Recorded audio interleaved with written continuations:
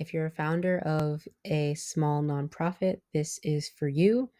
Anybody under probably 15 employees can find extreme benefit for what I'm about to share because it has the ability to save you thousands of dollars. Title of this is Procurement for Nonprofits. People think about procurement, all different things come to mind, but I like to focus on two things: the procurement of software and people. And these are extremely important in the nonprofit world because you can get a lot of free and discounted software, and there are people who are here to help you achieve your mission online that you can work with. So you're going to learn about ways to leverage volunteers to grow and how to save thousands on software. So the biggest exciting thing is the free and discounted resources. What you need to be able to get these free and discounted resources is your determination letter readily available. If you have that somewhere, save it on your desktop, save it in the drive, somewhere that's easily accessible, because all of these platforms will need this to validate your nonprofit status before offering that discount. There's a website called TechSoup that does some of that validation, you'll see, and some of the partners use TechSoup as like a middleman to help validate that nonprofit status. So don't be alarmed if they send you somewhere else to get the free software. Keep going. It's not strange because there are a couple of different ones out there that actually validate your nonprofit status. The first one we talk about that most people know about is Canva for nonprofits. This is something that any designer can use, any person becomes a designer, and we all know how amazing it is. And you can get up to 5 users for free as a nonprofit. Project management, Monday.com, you can get up to 10 users for free, and then they discount after those 10 users. You can collaborate on projects. You don't need to necessarily use Asana or any other project management tool, because if you have less than 10 people, it's really, I think, really easy to learn project management system, especially if it's your first time using one.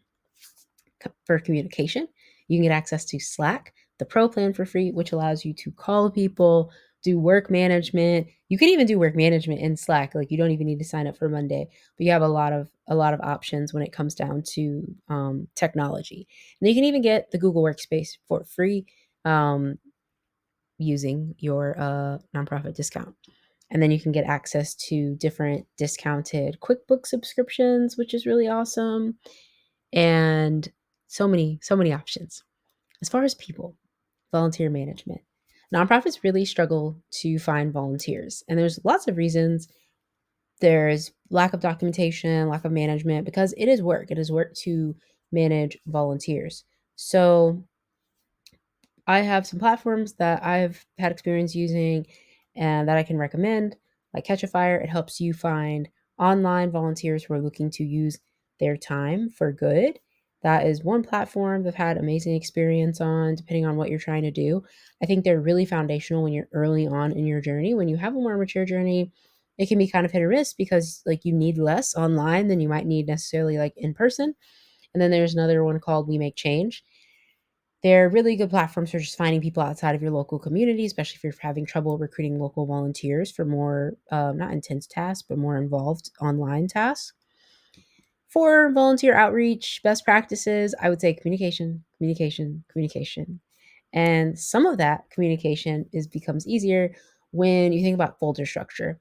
So with the folder structure you see here, I literally laid out things by like the type of project that we had, but there are like, we had graphic design like items. Like if I was working with a graphic designer, all the pictures were in one place, designs are in one place. And it made it a lot easier for us to collaborate with people because everything kind of had its location. And so that becomes a really important part for communicating with online volunteers.